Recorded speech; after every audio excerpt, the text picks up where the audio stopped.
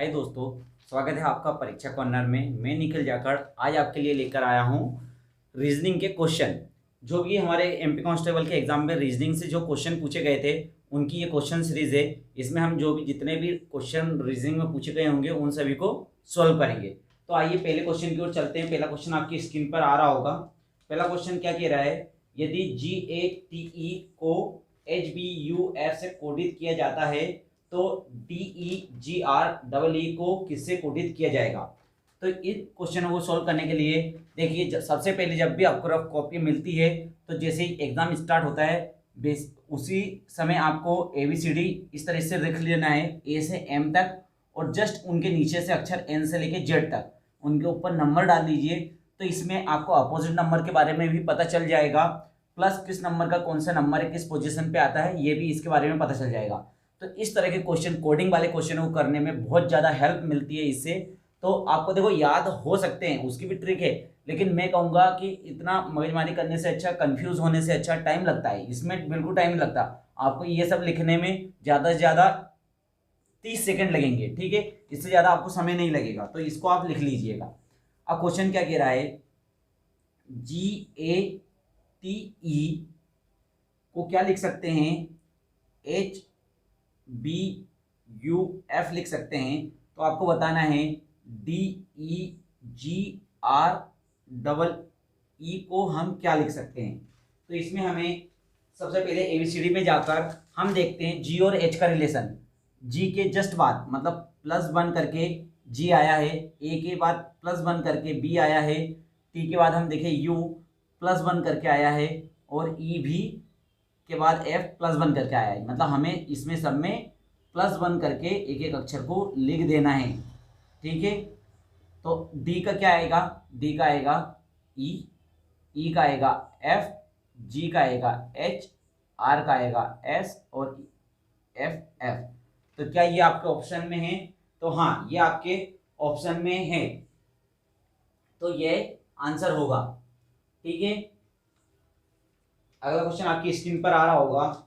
इसमें आपको एक सीरीज दी हुई है और उसमें बताना है कि विषम नंबर को छांटना है। क्या है सीरीज? 11, 22, 33, 44, 55, 65 और 77। इसमें से आपको बताना है, ओड नंबर छांटना है। तो इसमें आप बिल्कुल एकदम देखते से ही बता सकते हो। 11, 22, 33, 44, 55, 65, 77। तो 65 जो है वो इसमें ओड है, तो यही आपका आंसर होगा। चलो चलते हैं अगले क्वेश्चन की ओर। अगला क्वेश्चन आपकी स्क्रीन पर आ रहा होगा। इसमें क्या लिखा हुआ है, एक श्रृंखला फिर से दी हुई है, आपको इसका अगला पद बताना है। तो मुझे लगता है अब तक तो सबने कर ही दिया होगा। 2, 4, 6, 8। तो अगला क्या होगा, देखो कितने का बढ़ रहा है, 2 + 2 + 2 तो +2। तो 8 में 2 को ऐड करेंगे तो कितना आएगा, 10। यही आपका आंसर होगा। देखिए, बहुत छोटे छोटे, बहुत इजी क्वेश्चन आते हैं, कभी कभी डिफिकल्ट क्वेश्चन भी आते हैं, तो आपको इन सभी को करना होगा।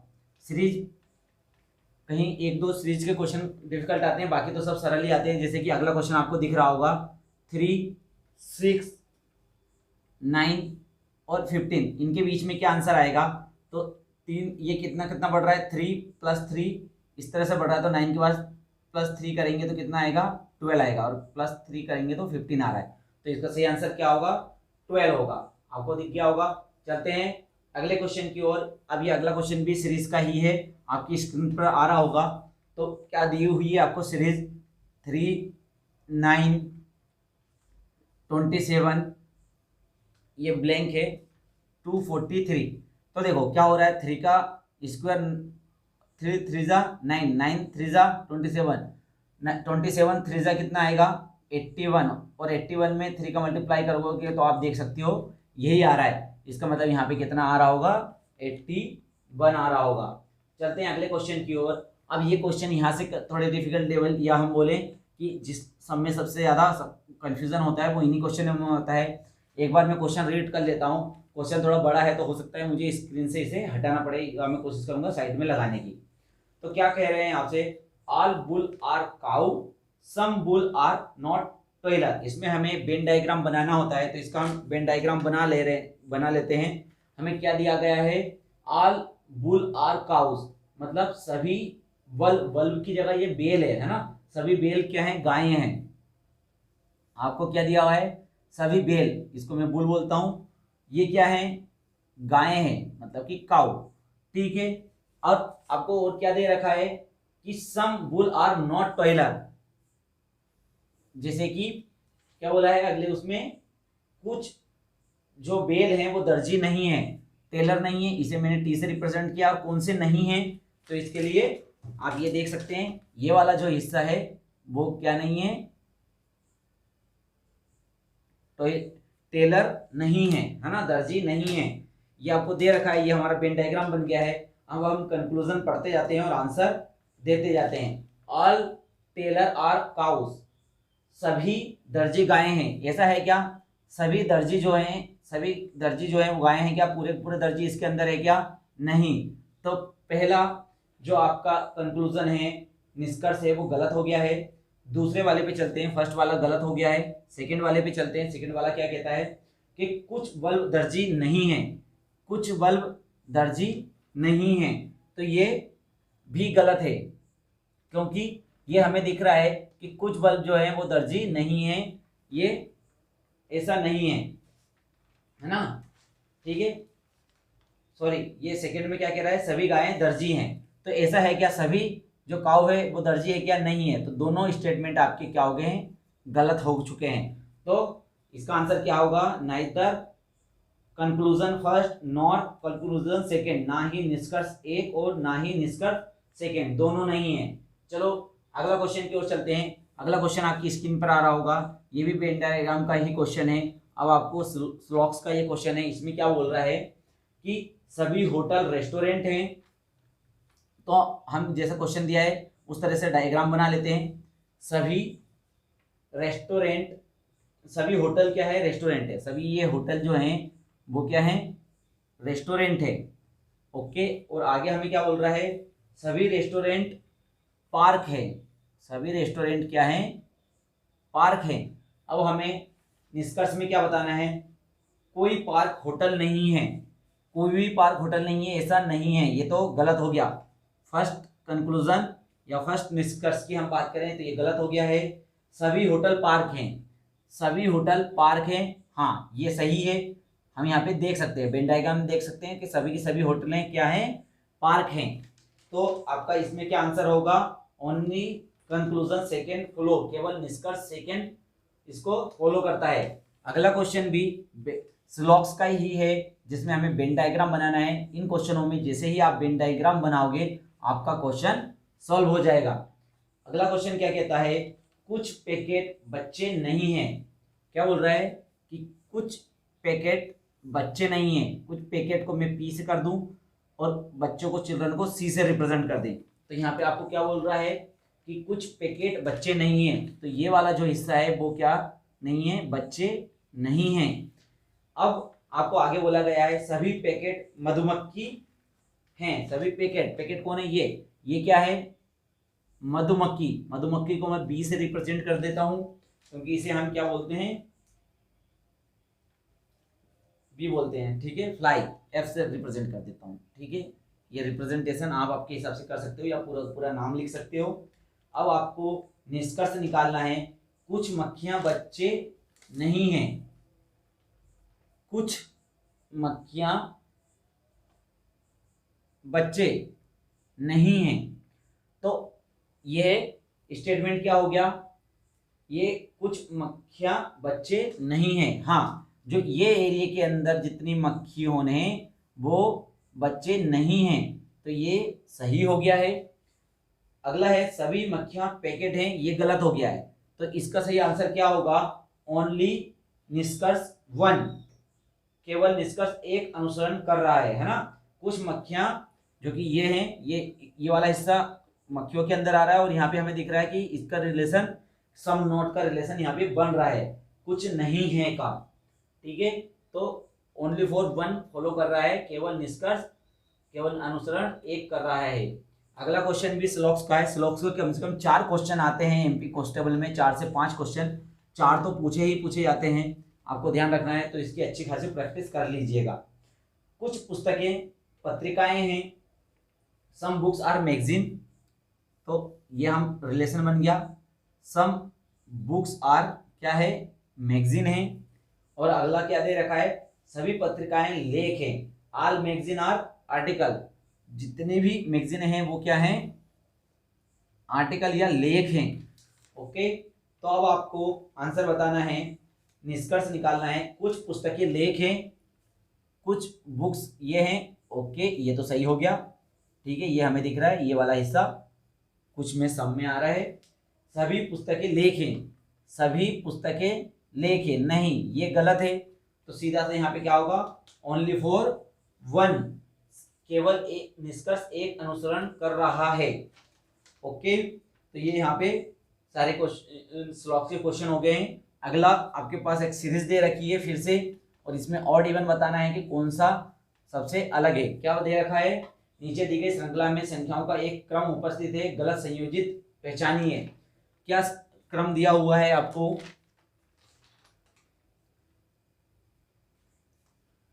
2, 8, 20, 48, 92, 188।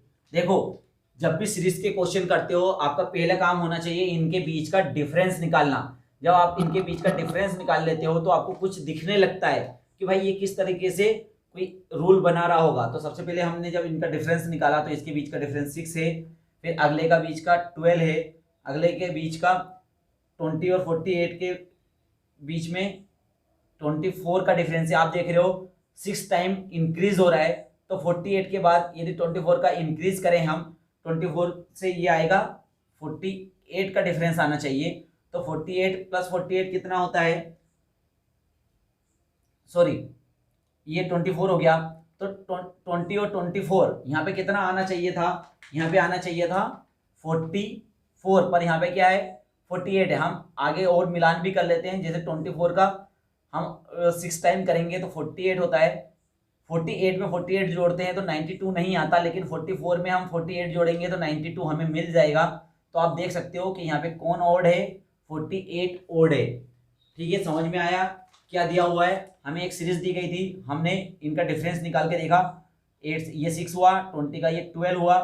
अब हमने देखा 6 12, यहाँ पे कितना होना चाहिए था, 24 होना चाहिए था, पर यहाँ पे 48 है। ठीक है, तो हमें पता चलता है कि ये कितने का डिफरेंस होना चाहिए था, इसमें यहाँ पे 44 होना चाहिए था। चलते हैं अगले क्वेश्चन की ओर। इसमें आप सबसे पहले डिफरेंस निकाल के देखिए, जब भी कहीं पर गड़बड़ लगे आप इन दोनों का डिफरेंस निकालोगे तो वो 12 का एक 6 टाइम का ही होगा, है ना। ये सीक्वेंस बन रहा था, तो जिस तरह से सीक्वेंस बन रहा था हमने उसी तरीके से क्वेश्चन को आगे बढ़ाया। आगे अगली सीरीज दी गई है और इसमें आपको गलत संयोजन इसमें भी निकालना है। क्या है आपकी अगली सीरीज, 121, 169, 224, 289, 361। तो इसमें आपको अलग ही लग रहा होगा, कुछ आपको स्क्वायर दिए हैं। 121 किसका स्क्वायर है, 11 का स्क्वायर है। 169 किसका स्क्वायर है, 13 का स्क्वायर है। 224 किसी का भी स्क्वायर नहीं होता। 289 ये 17 का स्क्वायर है। और 361 361 किसका स्क्वायर है, 90 का स्क्वायर है। तो यहाँ पे 15 का स्क्वायर आना चाहिए था, कितना आना चाहिए था, 225। तो ये आपका अलग हो जाएगा। चलें, अगला क्वेश्चन आपकी स्क्रीन पर आ रहा होगा, कोडिंग का क्वेश्चन है। तो इसमें आप देख सकते हैं हमारी एबीसीडी लिखी हुई है। तो इन क्वेश्चनों को करने के लिए एबीसीडी लिखना बहुत जरूरी होती है। तो आपको क्या दिया हुआ है, INSERT को क्या लिखा जा सकता है, JQXLAE लिखा जा सकता है। तो आपको बताना है WINDOW को हम क्या लिख सकते हैं। तो हमें सबसे पहले इसमें रिलेशन निकालना होगा। इसमें क्या रिलेशन आपको दिख रहा है, आई यहाँ पर है, उसके अगले ही जस्ट नंबर 1 है, तो +1 करने पर आया।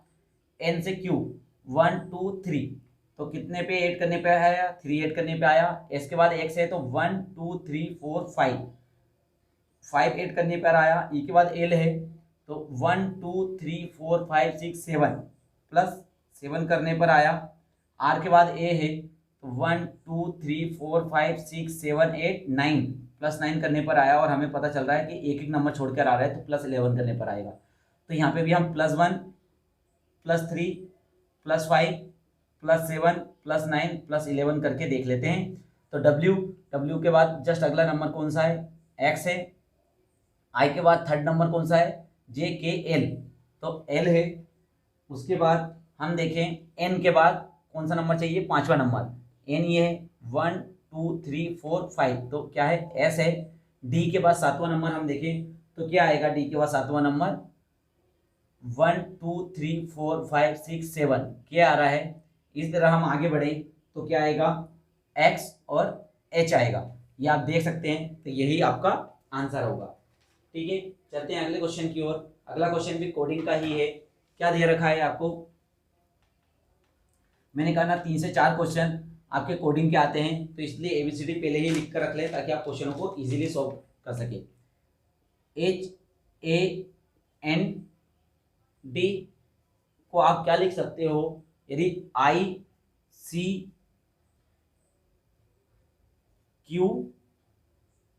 यदि आप इसे लिख सकते हो तो आपको बताना है ZIPPER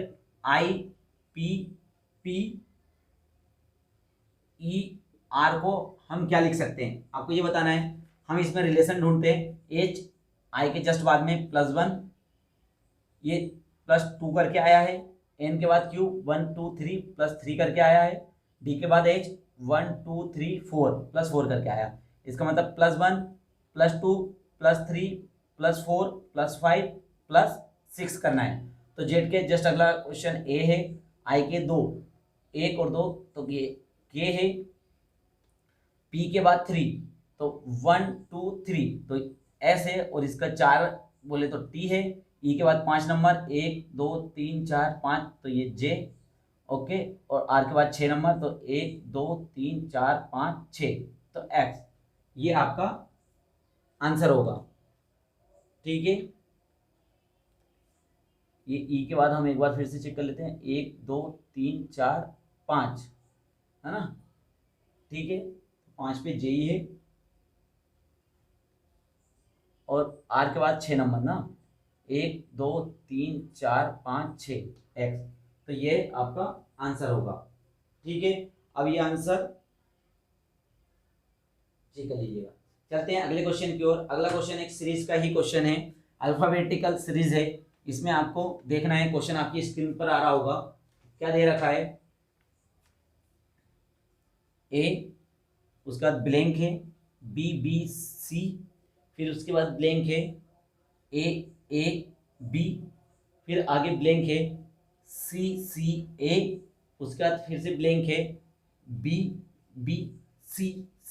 अब इसमें आपको क्या होगा कि ऑप्शन से ये क्वेश्चन करने होंगे, और जैसे ही आपको लगने लगे कि भाई ये ऑप्शन नहीं हो सकता, जैसे B, A के बाद B करूंगा तो B 3 टाइम आ रहा है, लेकिन कहीं पर भी हम C को देखें तो C के बाद A आ रहा है, तो CA आ रहा है B के बाद।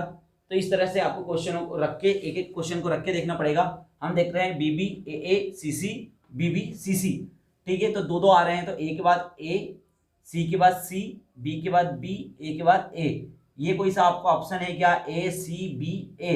यदि जो भी ये ऑप्शन होगा यही आंसर होगा। देखो यहाँ पे AABBCC AABBCC AABBCC, इस तरीके से ये आपका बन रहा है सीक्वेंस। चलो चलते हैं अगले क्वेश्चन की ओर। अगला क्वेश्चन कोडिंग का क्वेश्चन है। देखो बहुत सारे कोडिंग से बहुत क्वेश्चन आते हैं, आपको इसको अच्छे से कर लेना होगा। ये क्वेश्चन इजी आते हैं, इन्हें आपको देखना होगा कि किसी कोडिंग भाषा में हमें क्या दे रखा है, एक खास कोड भाषा में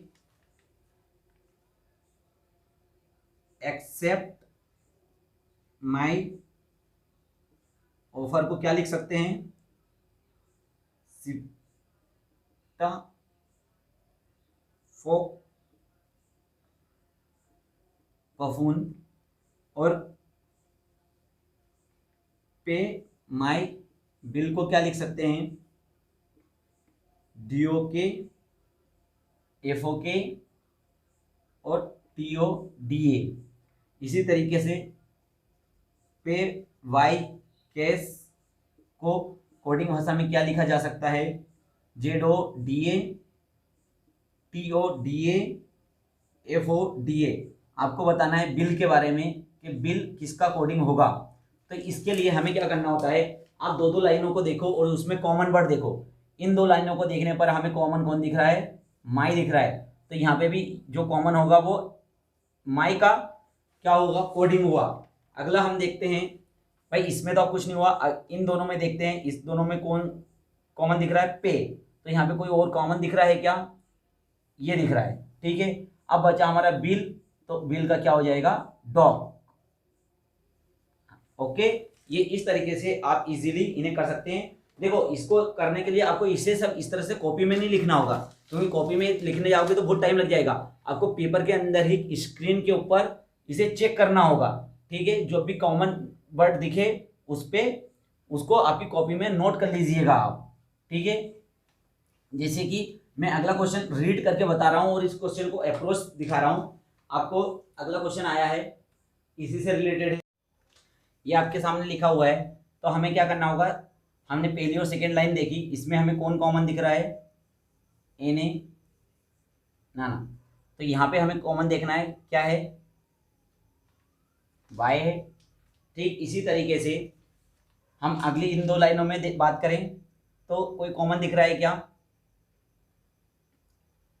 कोई कॉमन नहीं दिख रहा है। हम ऊपर वाली लाइन में देखते हैं, दादा ये कॉमन दिख रहा है, तो हम इसमें चेक कर लेते हैं कौन कॉमन है, एडी। तो पापा के लिए पीए के लिए क्या आ जाएगा, सेल कोडिंग हो जाएगा। तो देख रहे हैं इन क्वेश्चनों को इस तरीके से सॉल्व किया जाना है। अगला क्वेश्चन है, आपको एक विषम छांट के बताना है। आपकी स्क्रीन पर अगला क्वेश्चन आ रहा होगा, क्या है क्वेश्चन में, NML XWV OPQ और HGF आपको ये दिया हुआ है। अब इसमें से एक को विषम को छांटना है। तो सबसे पहले हम देखें सीक्वेंस, NML में इसके नंबर लिख लेता हूँ, 14, 13, 12। एक्स की बात करूँ तो 24, 23, 22। OPQ की बात करूँ तो 15, 16 और 17।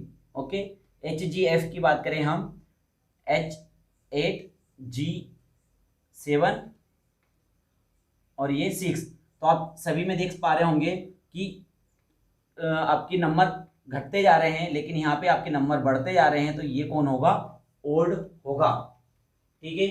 चलते हैं अगले क्वेश्चन की ओर। अगला क्वेश्चन आपकी स्क्रीन पर आ रहा है, क्या बोल रहा है, जिस तरह से क्वेश्चन बोलता जा रहा है वैसे हमें करते जाना है। लीना और मीना एक स्थान पर अपनी पीठ जोड़कर खड़ी है। मीना 6 मीटर सीधे चलती है और बाएं मुड़ जाती है, फिर 8 मीटर चलती है। लीना 4 मीटर सीधे पूर्व की ओर बढ़ती है। इसका मतलब देखो ये दो हैं, अब हमेशा पूर्व आपका इस साइड होता है, तो ये पूर्व की ओर मुंह करके कौन खड़ी हुई है, लीना। तो मैं उसे एल से रिप्रेजेंट कर देता हूं और मीना को एम से रिप्रेजेंट करता हूं। आपको क्या बोला है कि मीना 6 मीटर सीधे चलती है। क्या करती है मीना, 6 मीटर सीधे चलती है और फिर वो अपने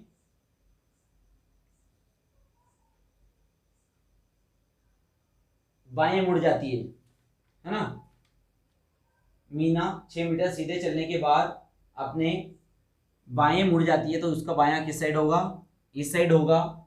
और ये कितना चलती, पहले चली 6 मीटर, फिर चली वो 8 मीटर। ओके, अब इसके बारे में आगे कोई जानकारी नहीं दिया है। लीना सीधे 4 मीटर पूरब की ओर चलती है, ये 4 मीटर हो गया। फिर वह अपने बाएं मुड़कर 1 मीटर चलती है। कितना चलती है, 1 मीटर चलती है।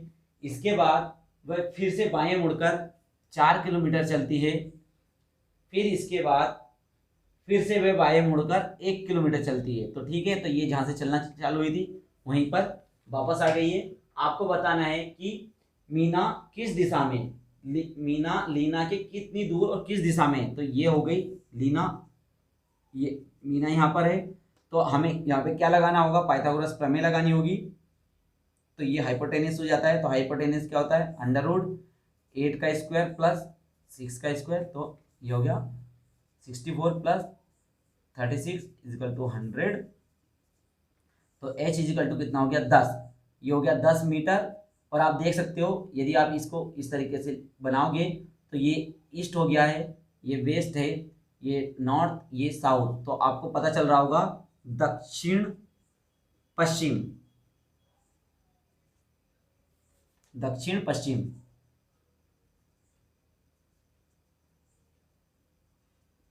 है ना। तो किस दिशा में, दक्षिण पश्चिम, 10 मीटर दक्षिण पश्चिम में है। अब अगला आपका डायग्राम वाला क्वेश्चन है। अगला क्वेश्चन आपकी स्क्रीन पर आ रहा होगा, ये नॉन वर्बल रीजनिंग का क्वेश्चन है। तो हमें अब इसके डायग्राम को देखकर बताना है। डायग्राम में हमें बताया जा रहा है यदि हम दोनों को अतिव्यक्त कर दें, मतलब एक दूसरे के ऊपर रख दें, तो हमें अगला डायग्राम कौन सा मिलेगा, है ना। इन दोनों डायग्रामों को, एक मिनट में पेन ले लेता हूँ, इस डायग्राम को और इस डायग्राम को एक दूसरे के ऊपर रखा जाएगा तो किस तरीके का नया डायग्राम बन के आएगा, आपको इसमें से छांटना है। तो हम पहले पहले एक एक करके रखते जाते हैं। यदि आप पहले इन दोनों ट्राइंगलों को, किन दोनों ट्राइंगलों को, इसके और ये वाले दोनों ट्राइंगलों को एक दूसरे के ऊपर रखेंगे तो ये इस तरीके से एक डायग्राम बनाएगा जिसमें ये ऊपर वाला कलर होगा। तो हम बनाते हुए साथ में चेक करते जाते हैं कि कोई अलग से तो नहीं है, तो हम उसे अलग छांटते जाएंगे। इसमें बना है, इसमें बना है, अरे इसमें तो ये उल्टा बना है, इसमें क्या हो गया, ये आप यहाँ पे देख सकते हो, ये नीचे हो गया, सॉरी मैं इसको रिमूव करता हूँ। तो यहाँ पे आप देख सकते हो इस जगह पर कि ये क्या है, गलत बना हुआ है, तो ये तो कट हो गया। चलो आगे देखते हैं। आगे हमने देखा ये और इस तरीके से बना हुआ जिसमें कि ये ऊपर कलर्ड है, तो ये इसमें इसमें इसमें भी हो गया, इसमें हो गया, यहाँ पे भी हो गया, यहाँ पे भी हो गया और यहाँ पे भी हो गया। ठीक है, तो इससे तो कुछ नहीं मिल रहा है हमें। अब हम सर्कल की ओर चलते हैं। तो सर्कल हमें क्या बताता है कि इस तरीके से सर्कल बन रहा है और ये कट बन रहा है। तो ये यहाँ पर भी है, यहाँ पर भी है, यहाँ पर भी है, अरे पर ये नीचे वाले में नहीं है, तो ये नीचे वाला क्या होगा, हमारा कट हो जाएगा। तो हमारे दो कट हो गए, अब बचे ये दोनों। तो इसमें इस वाले को चेक करना है और इस वाले को ये एक दूसरे के ऊपर जाके रखाएंगे।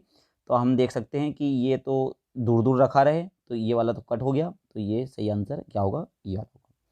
चलो चलते हैं अगले क्वेश्चन की ओर। देखो रीजनिंग में इसी तरीके से नॉन वर्बल रीजनिंग में आपको देखते जाना है और करते जाना है। ठीक है, अगला क्वेश्चन क्या कहता है, आपके पास 4 सर्कल दिए हैं और अगले वाले आकृति पूछ रहा है कि कौन सा क्रम इसका फॉलो कर रहा है। तो क्रम क्या है इसका, भाई साहब पहले शेडेड एरिया यहाँ पर है, अगली बार उसने 2 पार्ट को छोड़ के थर्ड पार्ट में जाके शेडेड एरिया बनाया है। फिर अगले डायग्राम में शेडेड एरिया 1 नंबर पीछे आ गया है और फिर से 2 शेडेड एरिया छोड़कर, 2 पार्टों को छोड़कर शेडेड एरिया आगे बढ़ा है। इसका मतलब वापस से जो हमारा रंग वाला एरिया है वो वापस एक कदम पीछे जाएगा। तो इसका सही आंसर क्या होगा, सेकंड वाला। ये आपको इस तरीके से सोचते हुए चलना है और क्वेश्चन को करना है, इसमें और बताने को कुछ भी नहीं है, बहुत इजी क्वेश्चन है। चलो अगला क्वेश्चन क्या कहता है, ये किस तरीके से फॉलो कर रहा है। भाई यहाँ पर है, तो इसके लास्ट में रंगा हुआ पार्ट ये हुए है ना, शेडेड एरिया। यहाँ पे शेडेड एरिया यहाँ पर है, इसका मतलब है जस्ट इसके अपोजिट शेडेड एरिया होना चाहिए। तो इसका आंसर क्या आएगा, थर्ड वाला। ये देखो ये हमें देखने को मिल गया। तो इस तरीके से आपको देखते जाना है कि किस तरीके से ये नियम को लगा हुआ है, यहाँ पे कौन सा नियम लगा है, उसी को आगे फॉलो करना है। चलते हैं अगले क्वेश्चन की ओर। आपको एक पता दे रखा हुआ है और बताना है कि आगे जितने भी पते दे रखे हैं तो इनमें से कौन सा पता मैच नहीं करता। तो इसमें क्या है, हम पते में सबसे पहले जो छोटी छोटी चीज़ें उन्हें देख ले। देखो स्पेलिंग को रीड करने जाओगे बहुत ज़्यादा रीड करना पड़ेगा। हम पहले 9 को देखते हैं, यहाँ पे 9 है, तो क्या सभी जगह 9 है, हाँ ठीक है, यहाँ पर भी है, यहाँ पर भी है, यहाँ पर भी है और यहाँ पर भी है, ठीक हो गया। अब बात करें हम कि ECGM, इसकी बात कर लेते हैं। ये ज़्यादा कैपिटल लिखा हुआ है तो इसको सभी में मैच कर लेते हैं। EC3GM, EC3GM, EC3CM और EC3GM। तो EC3GM सब जगह है लेकिन इस जगह नहीं है, ये कौन सा है, थर्ड है। तो आपका आंसर क्या होगा, थर्ड नहीं होगा। नीचे देखिए आंसर थर्ड में आगे पीछे लिखा हुआ, थर्ड कहाँ पर लिखा हुआ है, वन के लिए लिखा हुआ है, तो वन इसका सही आंसर होगा। ठीक है, चलते हैं अगले क्वेश्चन की ओर। इस तरह के क्वेश्चनों में आपको ध्यान रखना है कि ऊपर जो ऑप्शन दिया है वही नीचे में भी दिया है, नहीं तो हम जल्दी जल्दी में गलत ना कर दें, है ना। फिर से आपको 4 सेम नाम लिखे हुए हैं, आपको ओड-इवन छांटना है कि इसमें सबसे अलग कौन सा है। तो देखो वाइट, ये सब देखने में थोड़ा कन्फ्यूज़न होगा, पहले हम नंबरों को चेक कर लेते हैं, क्या इससे ही हमें आंसर मिल सकता है क्या। तो 0210, 2210, 021000210, तो इसमें हम देख सकते हैं यहाँ पर 2210 है, तो ये हमारा अलग है, सेकेंड वाला अलग है। अब सेकेंड वाला आंसर कहाँ पर है, ये थर्ड वाले में, तो हमारा सही आंसर क्या होगा, थर्ड वाला होगा।